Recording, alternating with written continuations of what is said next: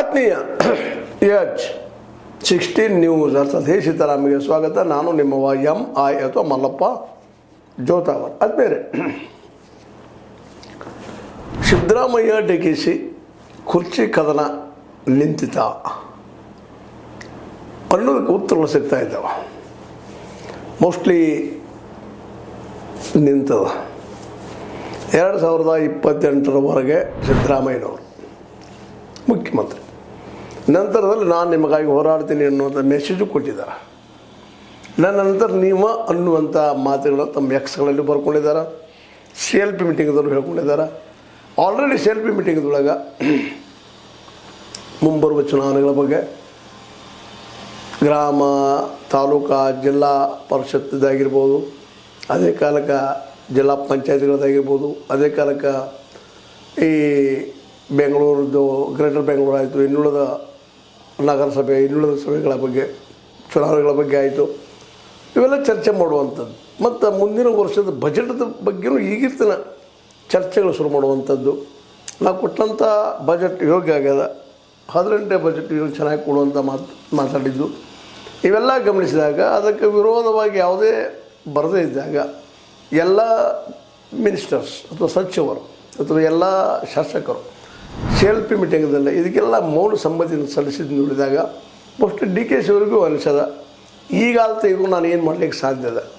ಅವ್ರಿಗೊಂದು ಭಯ ಇತ್ತು, ಸಿದ್ದರಾಮಯ್ಯನವರು ತನ್ನ ನಂತರ ಈ ಒಂದು ದಲಿತರನ್ನಾಗಲಿ ಅಥವಾ ಸತೀಶ್ ಅವರನ್ನಾಗಲಿ ಮುಂದಿಟ್ಟ ನನ್ನ ರಾಜಕೀಯ ಭವಿಷ್ಯ ಕುತ್ತು ತರ್ತಾರೆ ಅನ್ನೋಂಥ ಭಯ ಇತ್ತು ಅವ್ರಿಗೆ. ಆ ದಿಶೆಯಲ್ಲಿ ಆ ಭಯ ಈಗ ಹೋಗಲಾಡಿದಂಗೆ ಕಾಣ್ತದೆ. ಜೊತೆಗೆ ಸಿದ್ದರಾಮಯ್ಯರ ಮತ್ತು ಇನ್ನೊಂದು ನಾವು ಗಮನಿಸ್ಬೇಕಾಗಿದ್ದೀನಿ ಏನಪ್ಪ ಅಂದ್ರೆ, ಸಿದ್ದರಾಮಯ್ಯರಾತು ಮತ್ತು ಅದೇ ಕಾಲಕ್ಕೆ ನಮ್ಮ DKC ಅವರಾತು ಎಲ್ಲರೂ ಮೈಸೂರಿದೆ, ಸುತ್ತಮುತ್ತಲ್ಲೇ ರಾಮನಗರು ಉಳ್ಕೊಂಡಿದ್ದಂಥವರು ಸಹಜವರಲ್ಲೇ ತಮ್ಮ ಪ್ರಾದೇಶಿಕ ಆತ್ಮೀಯತೆ ಸಹಿತ ಸಹ ಬರ್ತಿರ್ತಾ ಇರ್ತದೆ. ಹೀಗಾಗಿ ತನ್ನ ನಂತರ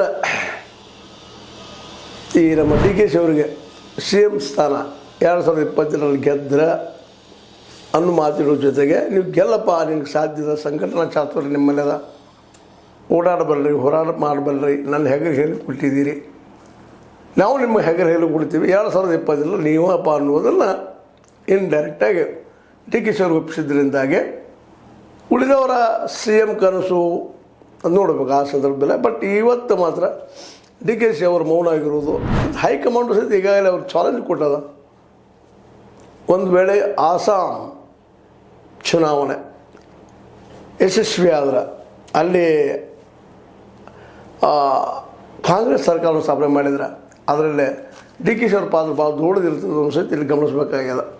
ಗೆಲ್ತಾರೋ ಇಲ್ಲೋ ಗೊತ್ತಿಲ್ಲ, ಬಟ್ ಆದರೂ ಹೋರಾಟ ಮಾಡಲಿಕ್ಕೆ ಅಲ್ಲೇ ಹೋಗ್ತಾ ಇದ್ದಾರೆ. ಇದು ಅವ್ರ ಚಾಲೆಂಜ್ ಆಗಿದೆ. ಜೊತೆಗೆ 2022 ಚುನಾವಣೆಯೂ ಚಾಲೆಂಜ್ ಆಗಿ ಬರ್ತಾಯಿದೆ ಅವ್ರಿಗೆ. ಯಾಕಂದರೆ ಗೆದ್ದಾಗೆಲ್ಲ ಸೇಮ್ ಆಗುವಂಥದ್ದು. ಇಲ್ಲಿವರೆಗೆ ಗೆಲ್ತಾರೋ ಇಲ್ಲೋ ನನಗೆ ಆಗಬೇಕು ಅನ್ನೋಂಥ ಒಂದು ತುಡಿತ ಅವರಲ್ಲಿತ್ತು. ಜೊತೆಗೆ ಹೇಳ್ತೀನಿ ನಿಮಗೆ ಆರಂಭದಲ್ಲೇ, ಸತೀಶ್ ಮತ್ತು ನಮ್ಮ ಪರಮೇಶ್ವರ್ ಅವ್ರದ್ದು ಭಯನೂ ಅವ್ರಿಗಿತ್ತು. ಆ ಭಯ ಇದ್ದಂಗೆ ಕಾಣ್ತಾ ಇಲ್ಲ. ಮತ್ತು ಪ್ರಿಯಾಂಕಾ ಖರ್ಗೆ ಇವ್ರಿಗಿಂತ ಒಂದು ಸ್ವಲ್ಪ ವಯಸ್ಸನ್ನು ಚಿಕ್ಕವ್ರು ಇರ್ಬೋದು, ಸತೀಶ್ ಅವರು ಸ್ವಲ್ಪ ಚಿಕ್ಕವ್ರು ಇರ್ಬೋದು, ಬೇಡ ಸೇಮ್ ವಯಸ್ಸವ್ರು ಇರ್ಬೋದು. ನೀನೇನು ಹೊಂದಾಣಿಕೆ ಮಾಡ್ತಾರೆ ನೋಡೋಣ ಆ ಸಂದರ್ಭದಲ್ಲಿ. ಆದರೆ ಅವ್ರ ಮಧ್ಯದಲ್ಲಿ ಏನೋ ಮಾತುಕತೆಗಳಾಗಿದ್ದಾವೆ, ಇಲ್ಲ ಅಂತಲ್ಲ. ಆದರೂ ರಾಜಕೀಯವಾಗಿ ಯಾವ್ಯಾವ ಸ್ಟೆಪ್ ಮುಂದಿನ ದಿನದಲ್ಲಿ ಇಡ್ತಾರೆ ಅನ್ನೋದು ಸಹ ಅಷ್ಟು ಮುಖ್ಯ ಆಗ್ತದೆ. ಬಟ್ ಮುಖ್ಯವಾಗಿ ಬೇಕಾದರೆ DK ಶಿವಕುಮಾರ್ ಅವ್ರಿಗೆ ಸಿದ್ದರಾಮಯ್ಯರ ಒಂದು ಒಪ್ಪಿಗೆ, ಹೌದಾ ನನ್ನ ನಂತರ ನೀರು ಅನ್ನುವಂಥದ್ದು ಬೇಕಾಗಿತ್ತು, ಅದನ್ನು ಪಡ್ಕೊಂಡಿದ್ದಾರೆ ಅಂತ ಅನಿಸ್ಲಿಕ್ಕೆ. ಸೊ ಅದು ನಮ್ಮ ಎಕ್ಸಲ್ಲಿ ಅವ್ರು ಬರ್ಕೊಂಡಿದ್ದರಿಂದಾಗೆ ತನ್ನ ವಾರಸ ಯಾರಪ್ಪ ಅನ್ನೋದಕ್ಕೆ ಉತ್ತರ ಕೊಟ್ಬಿಟ್ಟಿದ್ದಾರೆ ಅವರು. ಇಲ್ಲ ನೀವು ಗೆದ್ದು ತಗೋಬೇಕಪ್ಪ, ನೀವು ನಾನು ಜೋಡಿ ಇರ್ತೀನಿ, ನೀವು ಹೆಂಗೆ ನನಗೆ ಹೆಗರು ಹೇಳಿಕೊಟ್ರು ನಾನು ನಿಮಗೆ ಹೆಗರು ಹೇಳಿಕೊಡ್ತೀನಿ, 2028ರವರೆಗೆ ಇರ್ತೀನಿ, ನಿಮ್ಮ ಜೊತೆಗೆ ಎಲೆಕ್ಷನ್ದಲ್ಲಿ ಹೋರಾಟ ಮಾಡ್ತೀನಿ, ಗೆಲ್ಲುವಾಗ ನಾವು ಮಾಡೋಣ, ಮುಂದಿನ 2 ಬಜೆಟ್ನ ಒಳ್ಳೆಯ ಬಜೆಟ್ ಕೊಟ್ಟ ಜನಕ್ಕೆ ಒಳ್ಳೆಯದಾಗೋದನ್ನು ಮಾಡೋಣ ಅನ್ನುವಂಥ ಮೆಸೇಜನ್ನು ಕೊಟ್ಟಿದ್ದ. ಹೀಗಾಗಿ ಮತ್ತು ಈಗಿನ ಗ್ಯಾರಂಟಿ, ಈಗಿನ ಆಡಳಿತ ಎಲ್ಲ ನೋಡಿದಾಗ, ಮತ್ತು ಈಗಾಗಲೇ ನೌಕರಿಗಳಿಗಾಗಿ ಈ ನಿರುದ್ಯೋಗಿಗಳಿಗೆ ಒಂದು ಸ್ವಲ್ಪ ನೌಕರಿ ಕೊಡುವಂಥ 50,000 ಆಗಿರ್ಬೋದು, ಮತ್ತು 30,000 ಆಗಿರ್ಬೋದು, ಇವು ಇದ್ದಿದ್ರಲ್ಲಿ something is better than nothing ಅಂತ. ಏನೂ ಇಲ್ಲ ಅಂದಾಗ ಏನೋ ಒಂದಿಷ್ಟು ಕೊಡೋ ಪ್ರಯತ್ನ ಮಾಡಿ ಗ್ಯಾರಂಟಿಗಳನ್ನು ಕೊಡುವಂಥದ್ದು ಭಾಳ ಮಹತ್ವದ. ಜೊತೆಗೆ ಶಿಕ್ಷಣ ಒಂದು ಫ್ರೀ ಮಾಡಿಬಿಟ್ರಪ್ಪ, ಶಿಕ್ಷಣ ಮತ್ತು ಆರೋಗ್ಯ ಫ್ರೀ ಮಾಡಿದ್ರಂತೆ BJPಗೆ ಸಿಗುವ ಅವಕಾಶಗಳು ಸಹಿತ ಎಲ್ಲ ಬಂದ ಹೋಗ್ಬಿಡ್ತಾವೆ ಅನ್ನೋದು ಅಷ್ಟೇ ಸತ್ಯದ.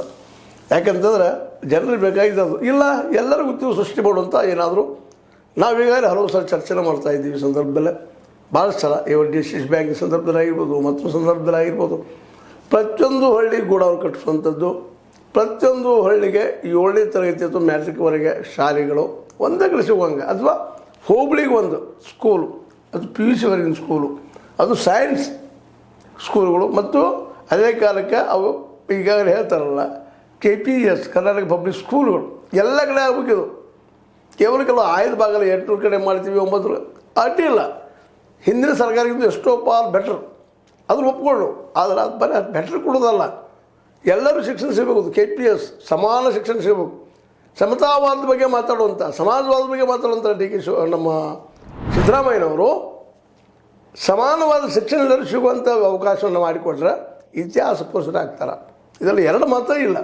ಯಾಕಂದ್ರೆ ಎಲ್ಲರೂ ಶಿಕ್ಷಣ ಒಂದು 20-25% ಯಾಕೆ ಇಡಬಾರ್ದು ಬಜೆಟ್ನೆಲ್ಲ ಇದನ್ನು ಭಾಳ ಒತ್ತು ಕೊಟ್ಟು ಹೇಳುವಂಥ ಜೊತೆಗೆ ಎಲ್ಲ ದವಾಖಾನೆಗಳಲ್ಲೇ ಸರ್ಕಾರಿ ಆಸ್ಪತ್ರೆಗಳಲ್ಲೇ ಮೆಡಿಸಿನ್ ಅಟ್ಲೀಸ್ಟ್ ಮಿನಿಮಮ್ ರೋಗಗಳಿಗೆ ಸಣ್ಣ ರೋಗಗಳಿಗೆ ಸಿಗುವಂಥ ವ್ಯವಸ್ಥೆ ಯಾಕೆ ಮಾಡಬಾರ್ದು ಮೊನ್ನೆ ಔಷಧಿಗಳ ಕೊರತೆ ಆಗಿದ್ದನ್ನು ಸಹಿತ ನೋಡಿದ್ವಿ ಈ ದಿಶೆಯಲ್ಲಿ ಮಾಡಿ ಪ್ರತಿಯೊಂದು ಗ್ರಾಮ ಪಂಚಾಯತ್ ಈಗಾಗಲೇ ಗ್ರಾಮ ಪಂಚಾಯತ್ ಮುಟ್ಟಿದವ ನಮ್ಮ ಗ್ರಾಮ ಪಂಚಾಯತ್ ಲೆವೆಲ್ದಲ್ಲೇ ಈ ನಮ್ಮ ದವಾಖಾನೆ ಅಥವಾ ಆಸ್ಪತ್ರೆಗಳು ಈಗಾಗಲೇ ಮುಟ್ತಾ ಇದ್ದಾವೆ ಅವುಗಳನ್ನೆಲ್ಲ ಔಷಧ ಮತ್ತು ಅಟ್ಲೀಸ್ಟ್ BAMS ಆದಂಥ ಒಂದಿಷ್ಟು ಡಾಕ್ಟರ್ಗಳನ್ನು ಎಲ್ಲಗಳನ್ನ ನೇಮಿಸೋದ್ರಿಂದಾಗಿ ಇನ್ನಷ್ಟು ಹೆಚ್ಚಿನ ಗೆಲ್ಲುವ ಅವಕಾಶಗಳು ಭಾಳ ಆಗ್ತಾವೆ ಕಾಂಗ್ರೆಸ್ಸಿಗೆ ಇದರ ಎರಡು ಮಾತಿಲ್ಲ ಇದರ ಸಂದರ್ಭದಲ್ಲೇ ಕಾಂಗ್ರೆಸ್ಸಿನ ಮುಖ್ಯವಾಗಿ ಸಿದ್ದರಾಮಯ್ಯ ಇವತ್ತೇನು ಛಾಪದ ಹೆಸರದ BJPಗೆ ಸಾಕಷ್ಟು ಟೀಕಾ ಮಾಡ್ತಾ ಇರ್ತಾರೆ ಮಾಡಲಿ ತಪ್ಪಲ್ಲ ವಿರೋಧ ಪಕ್ಷದವ್ರು ಮಾಡಲೇಬೇಕು ಅವ್ರು ಮಾಡಲಿ ಆದರೆ ಗ್ಯಾರಂಟಿ ಅಂಥದ್ದನ್ನು BJPಗೆ ಕೊಡ್ಲಿಕ್ಕೆ ಸಾಧ್ಯದನ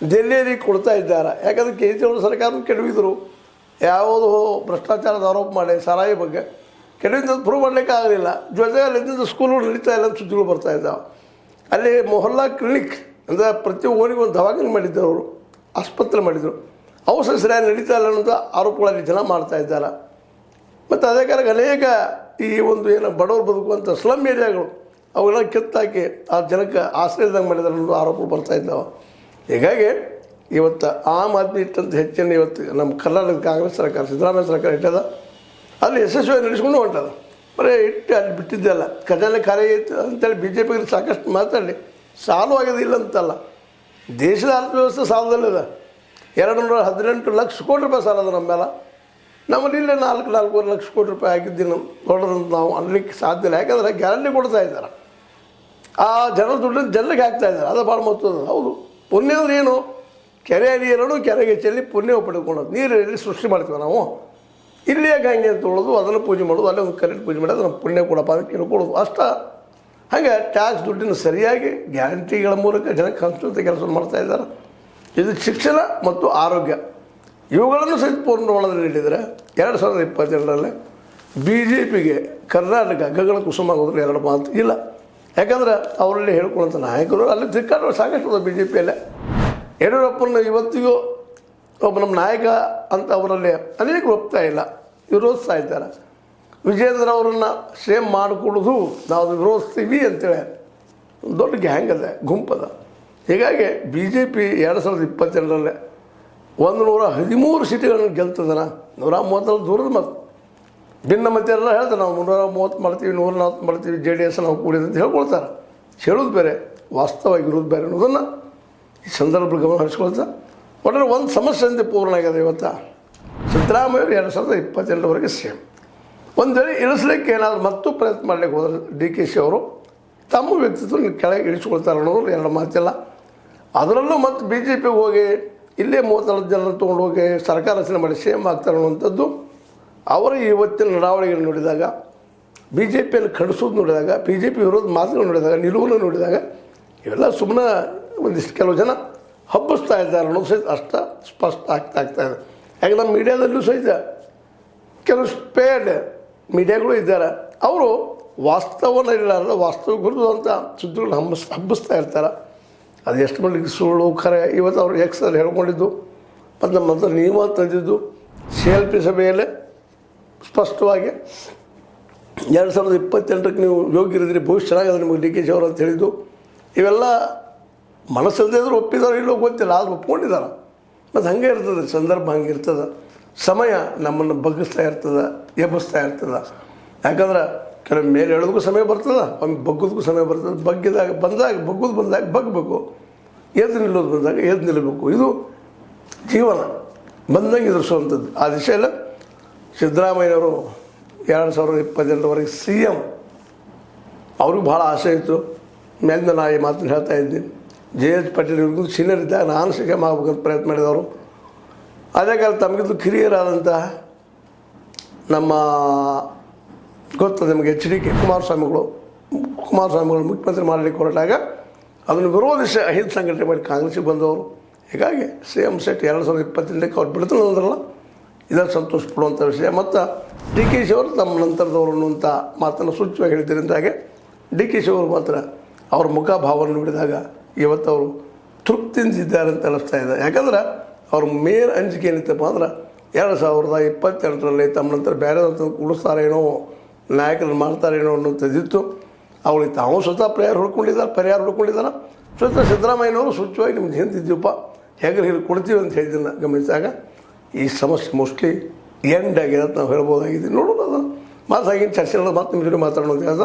ಆದರೆ ಇವತ್ತಿನವರೆಗೆ ಮಾತ್ರ ಇವತ್ತಿನ ಒಂದು ಸುದ್ದಿ ಅನಾಲಿಸಿಸ್ ಮಾಡೋದಾದ್ರೆ ಇಬ್ಬರಲ್ಲಿ ಒಂದು ಫೆವಿಕಾಲ್ ಅಂಟುಕೊಳ್ಳದ ಮುಖ್ಯಮಂತ್ರಿ ಸೀಟ್. ನನ್ನ ನಂತರ ನೀನು ಅನ್ನುವಂಥ ಮಾತು ಕೊಟ್ಟಿದ್ದೆ DKಶಿಗೆ ತೃಪ್ತಿ ತಂತದಂತೇಳಿ ಅವರ ಫೋಟೋಗಳಲ್ಲಿ ನಾವು ನೋಡ್ಬೇಕಾಗಿದೆ ಅಂತ ಹೇಳ್ತಾ ಇದು ನಿಮ್ಮ ಲೈಕ್ ಮಾಡಿ ಶೇರ್ ಮಾಡಿ ಕಮೆಂಟ್ ಮಾಡಿ ಜೊತೆಗೆ ಸಬ್ಸ್ಕ್ರೈಬ್ ಮಾಡಿ. S60 ನ್ಯೂಸ್ ಸತ್ಯದ ಕೈಗೊಂಡು ವಂದನೆಗಳು.